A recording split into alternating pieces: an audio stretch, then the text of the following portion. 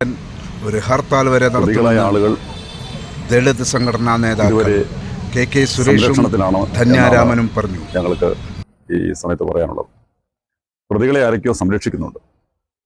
അതുകൊണ്ടാണ് ഇത്രയും കൂളിളക്കമുണ്ടാക്കിയ ഒരു സംഭവത്തിൽ പോലീസ് അറസ്റ്റ് നടപടികൾ വൈകുന്നതും നടപടിക്രമങ്ങൾ ഇഴഞ്ഞു നീങ്ങുന്നതും. അതിൽ ശക്തമായ പ്രതിഷേധം CSTSന്റെ പേര് ഞാൻ രേഖപ്പെടുത്തുകയാണ്.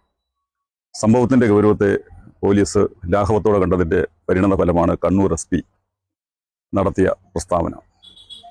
അദ്ദേഹം പറഞ്ഞത്, ഇതിപ്പോൾ ലോണാപ്പിന്റെ കുഴപ്പമാണ് എന്നുള്ള നിലയിൽ വരുത്തി തീർക്കാൻ വേണ്ടി ബോധപൂർവമായ ശ്രമം കണ്ണൂർ SP നടത്തിയിട്ടുണ്ട്.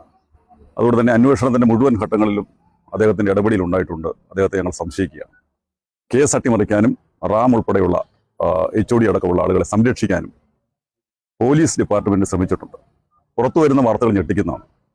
ഒരു VDS കോളേജിന് 300 ഏക്കറിലധികം സ്ഥലം വർഷങ്ങളായി കൈവശപ്പെടുത്തി എന്ന് പറയുന്നത് നമ്മുടെ കേരളത്തിലാണ്. ഭൂരഹിതരായ ആളുകൾ ഭൂമിക്ക് വേണ്ടി സമരം നടത്തുമ്പോഴാണ് 300-400 ഏക്കർ ചില ആളുകൾ കൈവശപ്പെടുത്തിക്കൊണ്ട് അട്ടിമറി നടത്തി. ഇതിന് കൂട്ടുന്നതാരാണെന്നുള്ള ഇപ്പോൾ അറിയേണ്ടത്.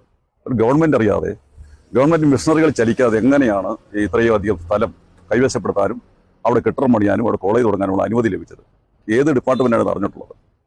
വളരെ ദുരൂഹതയാണ് ഇതിന്റെ പറ്റിയുള്ളത്. ഈ കാര്യങ്ങളെ സംബന്ധിച്ചൊക്കെ ഒരു പക്ഷെങ്കിൽ പുറത്തു വരാനുള്ള സാധ്യത കൂടുതലാണ്. അതുകൊണ്ട് തന്നെ പ്രതിയെ പോലീസ് സംരക്ഷിച്ചുകൊണ്ടിരിക്കുന്നു. നിരന്തരമായി സംരക്ഷിക്കുന്ന സാഹചര്യത്തിൽ കേരളത്തിലെ പ്രമുഖ ദളിത് സംഘടനകളെല്ലാം ചേർന്നുകൊണ്ട് അടിയന്തരമായി തന്നെ സംസ്ഥാന വ്യാപകമായി ഈ വിഷയത്തിൽ ഹർത്താൽ പ്രഖ്യാപിക്കാൻ തീരുമാനിച്ചിട്ടുണ്ട്. കാരണം പട്ടിക വിഭാഗത്തിൽപ്പെട്ട നിരവധി കുട്ടികൾ ഇതുപോലെ മരണപ്പെടുന്നുണ്ട്.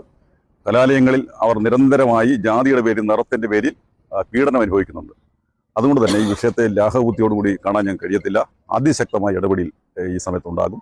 CSTS ഉൾപ്പെടെയുള്ള എല്ലാ സമാനീയതാദികളും മുഴുവൻ ആളുകളെ ചേർത്ത് പിടിച്ചുകൊണ്ടുള്ള കേരളം മുഴുവൻ ശ്രദ്ധിക്കപ്പെടുന്ന ഈ അനീതിക്കെതിരെയുള്ള വലിയ ഹർത്താൽ പ്രഖ്യാപിക്കാൻ തന്നെ ഞങ്ങൾ തീരുമാനിച്ചിട്ടുണ്ട്. അടിയന്തരമായി പോലീസ് നടപടി ഉണ്ടാകണം. ഇന്ന് തന്നെ ഉണ്ടായില്ലെങ്കിൽ ഹർത്താൽ ഉൾപ്പെടെയുള്ള സമരപരിപാടിയിലേക്ക് ഞങ്ങൾ പോകും. അതാണ് ഈ സമയത്ത് സൂചിപ്പിക്കാനുള്ളത്. ഇവിടെ നടന്നത് ഇൻസ്റ്റിറ്റ്യൂഷൻ മർഡറാണ്.